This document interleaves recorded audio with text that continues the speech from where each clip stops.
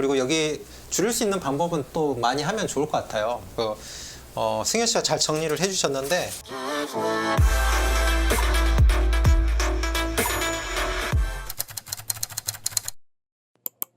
최소한으로 줄이려면 시세 확인하시는 게 가장 좋죠. 시세 같은 경우 예, 너무 전세 가격이 혹시 매매 가격보다 많이 높다 그러면 위험할 수 있고, 등기부 등본에 근저당이 있다.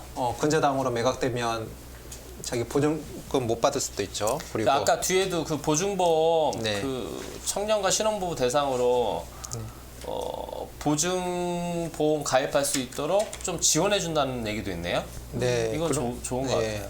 이게 결국은 보증보험료가 비싸가지고 안 하는 경우가 많잖아요, 사실. 그렇죠. 이게 또 몇백 들 수 있으니까. 그렇지.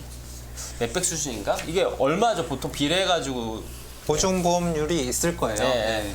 그래서 한번 어쨌든 이게 부담되는 수준이면 안 하려고 하죠, 사람들이. 네, 돈을 사실 몇십만 원이라도 한 50만 원이라도 사실은 추가처럼 예, 생각되니까. 예, 작은 돈이 아니죠. 네. 그 돈이라도. 예, 그래서 그런 리스크를 막으면서 문제가 없을 거야 생각을 하고 돈을 아끼려고 하는 경우도 있고. 예. 예, 박원준 대표가 보증보험을 안 들었고 네. 뭐 최우선으로 이렇게 들어가 있어가지고 안 들었다 했잖아요. 박원준 대표 같은 그 변호사는 자기가 소송으로 해결할 수 있고 끝까지 받아낼 수 있으니까 보증보험을 이제 자신 있으니까 보증보험까지 안 들은 거예요.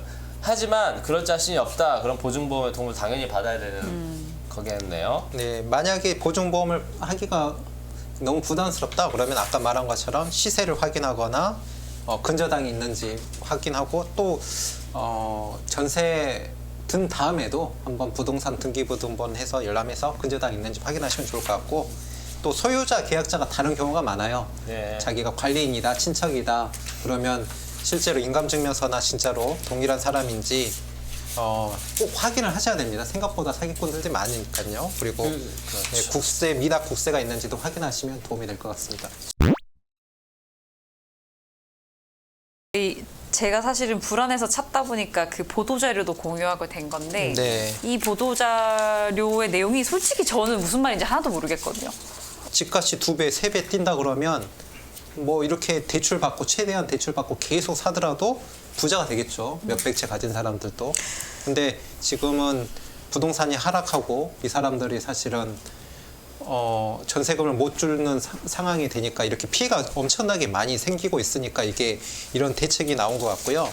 피해 예방하기 위해서 이제 사실 법적인 지식이 많이 부족해요. 그래서 자가 진단 해가지고 이렇게 뭐 시세 같은 것도 확인하고, 사실은 부동산 중개인 통해서 거래만 했지 이게 돈을 못 받을 수 있는, 전세 사기 당할 수 있는 거라는 걸 보통 사람들은 사기 당할 거라고 어떻게 생각을 하겠어요? 그 얘기도 해야죠. 네. 그 전세 사기 당했는데 중개사 통해서 거래한 거예요. 네. 그러면 그 중개사 책임이 있다. 그러면 얼마까지? 1억? 보증보험은 받을 수 있죠? 1억인데 그때 옛날에 했죠. 예, 근데 사실 뭐 사기 당하면 한두 개겠어요. 그리고 만약에 사기에 공모했다 그러면 전부 다 할 수 있는데 재산이 없으면 못 받겠죠. 그래서 이렇게 자가 진단 해가지고 전세 사기 위험이 높아지거나, 예를 들어서 집값은 1억인데 전세 보증금은 1억 2천이다. 그러면 나중에 집주인이 돈을 못 주면 집값으로도 돈을 못 받게 되겠죠. 그런 위험한 것에 대해서 알려주는 이런 노력을 하고 있어요. 그래서 권리관계나 어쨌든 법적인 전문 지식을 좀 검토를 하라. 사실은 부동산 중개인들이 이걸 해줘야 되죠. 네, 충분히 해줘야 되는데 그런 게 없는 경우도 있고, 심지어 공범인 경우도 있어서, 예, 제 생각에는 부동산 대학원 다니면 이런 것에 대해서 물들었어. 물들었어. 중개 법을 해서 이게 그 중개인들이 더 책임을 지도록 이렇게. 여기 아까 공인중개사 아까 1억 말한 거는 그 중개사 협회 공제, 보험 성격의 공제에서 1억까지 해준다는 거예요. 근데 사고가 여러 건 터지면은 그 사람이 맡은 그 동시에 터졌으면은 그거에 또 분배를 해가지고 주겠죠. 그러니까 어쨌든 그 사고가 터졌을 때 공제로 1억까지 해주는데, 여기 이런 게 있네요. 공인중개사 등의 시장 감시 기능 확대. 공인중개사 보고 전세 사기 의심 매물이 나와가지고 신고하면 포상금을 50만 원을 줄 수 있도록 제도를 마련할 계획이라네. 계획이니까 아직 된지 안 된지 모르겠는데, 공인중개사들이 과연 이거 50만 원 받으려고 어쨌든, 이거 예. 의심 물건이에요 이렇게 신고를 할지는 모르겠네요. 어쨌든 매물을 자기가 그 임대인한테 매물을 자기가 받는 게 더 이익이겠죠. 요즘에 중개 수수료가 그렇지. 더 크니까. 그러니까. 그러다가 신고했다가 오히려 어쨌든 뭐 여러 가지 고객 이건- 가끔 끼겠죠. 네. 저 네. 정의로운 공인중개사 납셨네 이러면서. 여러 가지 노력들이 있는데 많이 제 생각에는 뭐 100건 중에 한 조금이라도 줄일 수 있다 그러면 피해자를 이런 대책으로 줄일 수 있다고. 그러니까 문제가 요새 전세금이 네. 진짜 몇 억이니까 그게 전세금을 돌려받을 수 있을까 하는 그 두려움이 사실 되게 커요. 네. 그래서 그 두려움에 떠느니 확실히 뭐 등기도 하시고 보증보험도 하시고 그러면 될 것 같아요. 네. 이중으로 하시고 정 그 사단이 났다 그러면 박우준 변호사 찾아오시고. 야, 뭐 저희 소송을 해보면 안타까운 거는 방법은 제일 중요한 거는 그 사건이 일어나기 전에 막는 게 좋거든요.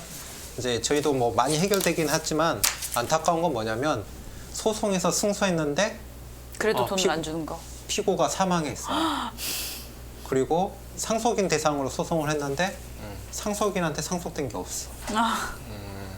네, 그런 경우도 생각보다 많거든요. 뭐 어떻게 사기 쳐놓고 도박으로 다 날려 있거나 그리고 뭐 자살도 있고 뭐 근데 생각보다 진짜 사망- 그 정도로 이제 네. 그 법적으로 얘기해도 회복이 안 되면은 포기해야지 어떻게 했어요. 네. 세상 네. 살다 보면 그보다 네. 억울한 일 더 많아요. 네. 아니 근데 얼마나 크게 그러니까 어쨌든 그래도 해결될 수 있는 경우가 훨씬 많긴 하지만 안 되는 경우도 이게 아주 극히 사례긴 하지만 안 되는 경우가 있으니까 그만큼 그 전에 이것저것 정 그렇다 그러면 뭐 상담도 해보시고 예. 예. 그렇게 끝까지 해보시고 안 되면 예. 깔끔하게 포기하는 게 인생이에요. 예.